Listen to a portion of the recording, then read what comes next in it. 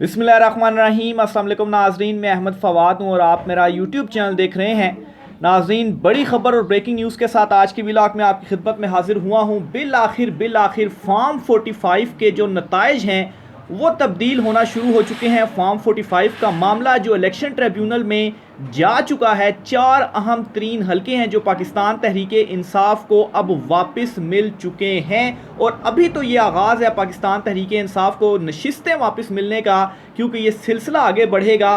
4 अहम तरीन नशिस्तें कौन सी हैं जो पाकिस्तान तहरीक इंसाफ को वापस मिल गई हैं, तफसीलात आपके साथ में शेयर करूंगा। ना सिर्फ इतना, बल्कि लाहौर से जो नवाज शरीफ की सीट थी जो फॉर्म 47 के मुताबिक वो जीत गए थे, उनकी नशिस्त भी खतरे में पड़ चुकी है। इलेक्शन ट्रिब्यूनल में नवाज शरीफ की सीट का मामला भी पहुंच चुका है। इस पर भी कुछ अहम तरीन और एक्सक्लूसिव डिटेल्स हैं, वो भी आपके साथ मैंने शेयर करनी है। और इसी तरीके से एस्टेब्लिशमेंट की जानिब से या ताकतवर हलकों की जानिब से इमरान खान साहब से डील या इमरान खान साहब को पैगामात पहुंचाने के हवाले से इस वक्त जो मुख्तलिफ दावे किए जा रहे हैं, इन तमाम तर मामलात को मुस्लिम लीग नून को बड़ा इस्तराब है। और इस वक्त दोनों साइड से ही बल्कि जो इस्तराब है वो सामने आ रहा है कि अगर इमरान खान साहब किसी तरह से जेल से बाहर आ गए या इमरान खान साहब के हवाले से कोई डील हो जाती है तो फिर हमारा क्या बनेगा। इस पर भी कुछ अहम तरीन तफसीलात हैं, वो भी आज की व्लॉग में आपके साथ में शेयर करूंगा। सबसे पहले तो नाज़रीन, पाकिस्तान तहरीक इंसाफ को जो 4 नशिस्तें वापस मिली हैं, इन नशिस्तों की तफसीलात आपके सामने मैं रखता हूँ। पहली जो नशिस्त है वो तो NA 81 गुजरावाला की है। आपको याद होगा कि मैं कोई एक हफ्ते से लगातार आपको ये जो खबर है वो दे रहा हूँ कि इलेक्शन ट्रिब्यूनल में फॉर्म 45 का मामला खुलने जा रहा है। और जो नाज़रीन मुझे रेगुलर देखते हैं सुनते हैं उनको ये मालूम होगा, वो कमेंट बॉक्स में अपनी राय का भी इजहार कीजिएगा कि ये खबर मैं आपको देता रहा हूँ कि कोई 70 से ज़ायद कौमी असम्बली के हलके हैं जो कि इलेक्शन ट्रिब्यूनल्स में चैलेंज हो गए हैं और उन्हीं के जो नताइज हैं वो आना शुरू हो चुके हैं। और अदालतों के पास या ट्रिब्यूनल्स के पास कोई ऑप्शन नहीं है मासवा इसके कि नशिस्तें PTI को वापस की जाएँ, क्योंकि फॉर्म 45 की शक्ल में पाकिस्तान तहरीक इंसाफ के पास तमाम तर जो सबूत हैं वो मौजूद हैं। इसी तरीके से इस्लामाबाद हाई कोर्ट में भी सिकंदर सुल्तान राजा के अगेंस्ट तौहीन अदालत का जो मामला है वो खुल चुका है, क्योंकि जो मुसद्दका कॉपियां हैं या फॉर्म 45 है वो इलेक्शन कमीशन प्रोवाइड नहीं कर रहा। तो बहरहाल इन्हीं डेवलपमेंट्स की बुनियाद पर आगे ये 4 जो हलके हैं वो पाकिस्तान तहरीक इंसाफ को जो मिले हैं उसकी तफसीलात आपके सामने में रखता हूँ जी।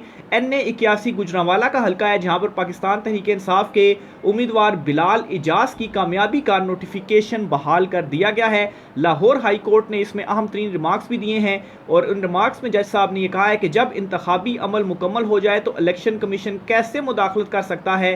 इलेक्शन कमीशन ने सुप्रीम कोर्ट के फैसले को कैसे नज़रअंदाज कर दिया। यहाँ पर वो जो एक तरफ तो तौहीन अदालत का मामला इस्लामाबाद हाई कोर्ट में खुला हुआ है और दूसरी तरफ रिमार्क्स की शक्ल में भी अदालत से ये सामने आ रहा है कि कैसे इलेक्शन कमीशन ऑफ पाकिस्तान की जानिब से जो किरदार है उसके ऊपर सवालिया निशान है और इलेक्शन कमीशन के फैसले को इलेक्शन कमीशन ने सुप्रीम कोर्ट के फैसले को नज़रअंदाज किया। अब नाज़रीन, सुप्रीम कोर्ट के फैसले को नज़रअंदाज करने का मतलब क्या है कि सुप्रीम कोर्ट किसी एक मामले के ऊपर हुक्म दे और अगर उस हुक्म को ना माना जाए तो वैसे तो इसके ऊपर तौहीन अदालत लगती है, लेकिन इलेक्शन कमीशन चूंकि एक इदारा भी है तो बहरहाल इस पर जज साहब ने ये कहा कि कैसे नज़रअंदाज इलेक्शन कमीशन ने कर दिया।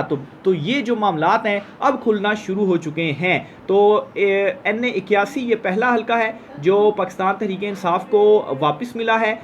दोबारा गिनती बिलाल इजाज़ की दरख्वास्त मंजूर की और दोबारा गिनती में कामयाब करार दिए जाने वाले मुस्लिम लीग नून के जो MNA थे अजहर कयूम, उनकी कामयाबी का नोटिफिकेशन कालादम करार दिया गया है। तो नून लीग से नशिस्त वापस हुई है और पाकिस्तान तहरीक इंसाफ को ये नशिस्त वापस मिली है। ये तो होगी पहली नशिस्त। इसी तरीके से जो नेक्स्ट नशिस्त है वो है खानेवाल का हलका NA 146।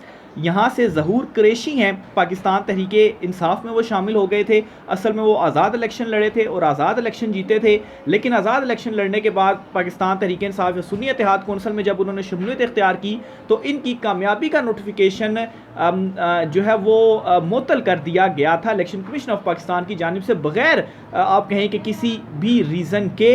और रीज़न इसमें मेनली क्या नज़र आई वो यही जी कि ये आज़ाद जीते और चले गए। पाकिस्तान तहरीके इंसाफ में ये कैसे हो सकता है, अगर नून लीग में जाते तो फिर इनका जो नोटिफिकेशन था वो मुअत्तल ना होता।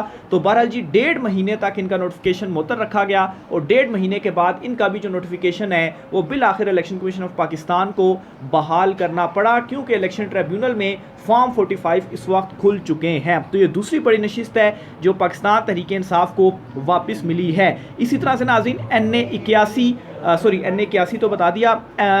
नेक्स्ट जो हल्का है जी वो लोधरा का हल्का है NA 154 और यहाँ पर राना फराज हैं पाकिस्तान तहरीक इंसाफ के, जिनको ये जो नशिस्त है वो वापस मिल गई है। तो ये तीसरी बड़ी नशिस्त है जो पाकिस्तान तहरीक इंसाफ को वापस मिली है। इसी तरीके से ये 3 तो कौमी असम्बली की नशिस्तें हो गई। सूबाई असम्बली पंजाब असम्बली की भी एक अहम तरीन नशिस्त है जो पाकिस्तान तहरीक इंसाफ को वापस मिली है और इसमें PP 133 है। यहाँ से दोबारा गिनती में कामयाब नून लीगी उम्मीदवार का नोटिफिकेशन मुअत्तल कर दिया गया है। तो ये एक और अहम तरीन जो डेवलपमेंट है वो हुई है और पाकिस्तान तहरीक इंसाफ की जो नशिस्तें हैं वो वापस आना शुरू हो रही हैं और ये मामलात अभी मज़ीद आगे चलने ही हैं और पाकिस्तान तहरीक इंसाफ को नशिस्तें वापस मिलनी हैं। अब इस सारी सूरत हाल के दौरान एक और अहम तरीन जो डेवलपमेंट है वो हुई है, इमरान खान साहब को पैगामात तो पहुँचाए जा रहे हैं डील के या इमरान खान साहब से जो है वो मामलात सेटल करने के।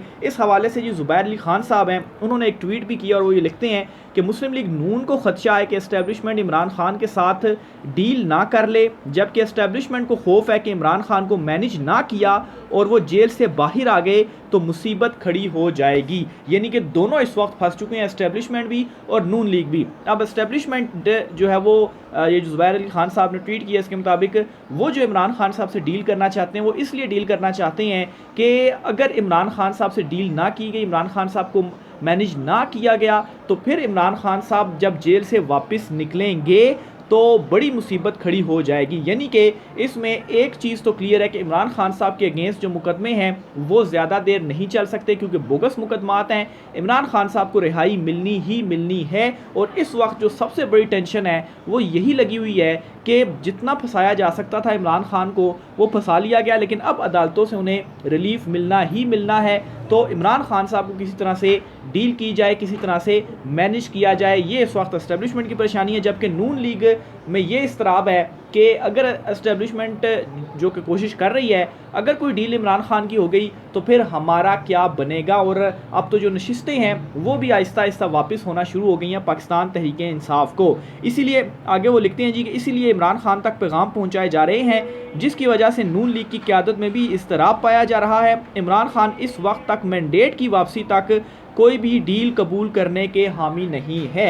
ये इमरान खान साहब की जानिब से पहले भी कुछ डिटेल्स आपके साथ में शेयर कर चुका हूँ कि इमरान खान साहब तक जो भी पैगाम पहुँचाया जा रहा है, इमरान खान साहब एक बात कह रहे हैं कि जो अवामी मैंडेट है, जो इलेक्शन चोरी किया गया है वो वापस किया जाए, फिर उसके बाद जो कोई मामलात हैं, जो कोई मुज़ाकरात हैं, उसमें कोई पेशरफ्त हो सकती है, लेकिन पहले जो मैंडेट है वो वापस दिया जाए। तो ये इस वक्त जो सूरत हाल है, दोनों इस वक्त फंस चुके हैं और इमरान खान साहब ने दोनों को फंसा लिया है और किसी किस्म की जो डील है वो इमरान खान साहब करने के लिए तैयार नहीं है। साफ इनकार इमरान खान साहब की जानिब से किया जा रहा है। फिर इसी तरीके से नाज़रीन NA 130 की जो नशिस्त है जो कि नवाज़ शरीफ जहां से मुबैना तौर पर फॉर्म 47 जो सामने आया था उसमें धांधली के ज़रिए वो जीते थे और यास्मीन राशिद साहिबा जो हैं वो हार गई थी। अब NA 130 का जो हल्का है वो भी इलेक्शन ट्रिब्यूनल में चैलेंज हो चुका है। नवाज शरीफ की कामयाबी को लाहौर हाई कोर्ट में कायम इलेक्शन ट्रिब्यूनल में चैलेंज कर दिया गया है। अच्छे जो ट्रिब्यूनल्स हैं वो इस तरह से होता है कि चारों जो हाई कोर्ट्स होती हैं वहाँ पर कायम होते हैं और हाई कोर्ट्स के ही जो जजेस हैं वो इलेक्शन ट्रिब्यूनल में उनको तैनात किया जाता है कि आप ये केसेस सुने। यानी कि पंजाब के जो केसेस होंगे वो पंजाब लाहौर हाई कोर्ट, सिंध के जो केसेस हैं वो सिंध हाई कोर्ट, और इसी तरह से KP के जो होंगे वो पेशावर हाई कोर्ट, और फिर इसी तरीके से बलूचिस्तान की जो है बलूचिस्तान हाई कोर्ट, और जो इस्लामाबाद के 3 हल्के हैं वो इस्लामाबाद की जो हाई कोर्ट में ट्रिब्यूनल बना है वो सुनेगी। और इसी तरीके से कौमी असम्बली का भी जो मामला है, इसमें जो कौमी असम्बली के हल्के पंजाब में आते हैं वो लाहौर हाई कोर्ट सुनेगी। तो इसलिए ये जो NA 130 वाला मामला है ये लाहौर हाई कोर्ट में जो इलेक्शन ट्रिब्यूनल कायम हुआ है वहाँ पर चैलेंज कर दिया गया है। और इसमें पाकिस्तान तहरीक इंसाफ के जो पास जो तमाम तर सबूत हैं वो मौजूद हैं। इसकी एक एग्जांपल मैं आपको ये भी देता चलूँ कि लाखों सफ़ात पर मुश्तमिल खाली इस्लामाबाद के जो 3 हल्के हैं उनमें जो पाकिस्तान तहरीक इंसाफ ने रिकॉर्ड है वो अदालत में जमा करवाया है और तमाम तर जो फॉर्म 45 हैं वो जमा करवाए हैं। और इलेक्शन कमीशन से भी इस पर जो रिकॉर्ड है कि आप भी अपना जो रिकॉर्ड है वो सामने लेकर आएँ। और इलेक्शन कमीशन का जो रिकॉर्ड था वो सब ने देखा, कैसे उन पर कटिंग हुई है, कैसे वाइटनर का इस्तेमाल किया गया, कैसे हिस्से जो हैं वो तब्दील किए गए और तमाम तर जो उस तब्दीली का फ़ायदा था वो किसको पहुँच रहा था, वो सिर्फ़ और सिर्फ मुस्लिम लीग नून को पहुँच रहा था और दूसरी तरफ पाकिस्तान तहरीक इंसाफ को उसका लॉस हो रहा था। इसी वजह से इलेक्शन कमीशन ने अपनी वेबसाइट से ये तमाम तर जो फॉर्म 45 थे वो अपलोड करने के कुछ ही देर के बाद उन्हें वापस जो है वो डिलीट कर दिया गया या वापस उन्हें हिडन कर दिया गया। तो अब और उसके बाद अभी तक election commission of Pakistan form 45 की मुसद्दका कापियाँ फ़राहम नहीं कर रहा। इवन के अदालतों से अहकामात आ रहे हैं तब भी नहीं फ़राहम कर रहा और इसी वजह से chief election commissioner Sikandar Sultan Raja के अगेंस्ट जो तौहीन अदालत का मामला है वो भी इस्लामाबाद हाई कोर्ट में खुल चुका है। तो हार्डली हफ्ता 10 दिन जो है वो मामलात आप देखेंगे कि मज़ीद आहिस्ता आहिस्ता चलेंगे या चीज़ें आप कहेंगे थोड़ी स्लोली होंगी, लेकिन हफ्ता 2 हफ्ते के बाद जो है वो ये फॉर्म 45 का जो मामला है ये खुलेगा और हर तरफ फॉर्म 45 का शोर एक मरतबा फिर से होगा, क्योंकि इलेक्शन ट्रिब्यूनल से जो फैसले हैं वो रिवर्स होने ही होने हैं। तो ये जी नवाज़ शरीफ साहब के हवाले से अहम तरीन खबर थी, उनकी जो कुर्सी है और साथ ही साथ ये नशिस्तें जो पाकिस्तान तहरीक इंसाफ को वापस मिल रही हैं, इससे नवाज़ शरीफ और मरीम नवाज़ दोनों की जो वजारतें हैं जो कि चुनतखब वज़ीर-ए-आज़म और चुनतखब वज़ीर-ए-आला हैं, इनकी भी वजारतें ख़तरे में पड़ चुकी हैं। आगे चलते हुए नाज़रीन 2 मज़ीद अहम तरीन अपडेट्स हैं वो भी आप साथ में शेयर करता चलूँ जी। बुशरा बीबी हैं, इनकी बन्नी गाला से अडयाला जेल में मुंतकली की दरख्वास्त थी,